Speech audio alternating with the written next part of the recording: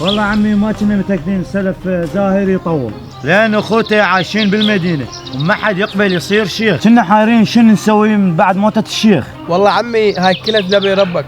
قبل 5 سنوات اجت لي هنا ما حد يعرفني، واني كنت بديرتي شيخ وشردت. عمي احنا اختاريناك لان انت زلمه كلف. والنعم منك عمي، وان شاء الله انا خادم عندكم. لا عمي ما بيننا هذا الكلام، وإن شاء الله كل احنا واحد.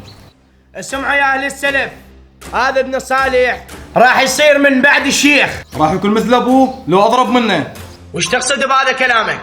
يا شيخ اذا مثلك هاي مصيبه، واذا اضرب منك هاي اكبر مصيبه. اهل السلف نصهم شردوا بسببك. اسكت انت، ما تخاف على روحك؟ شخاف، هي الحياه مره واحده تنعاش، ما اعيش وانا جبان. شو يسوي مثلا؟ يقتلني؟ يلا اقتلنا قدامك انا. ابراهيم هم لا لا حول الله، هذا اكبر ظلم. اكتب من زكاة الحق. لا حول الله، الله اكبر.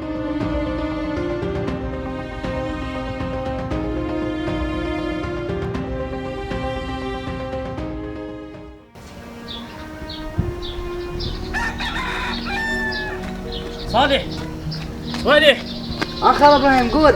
ولك وين رايح؟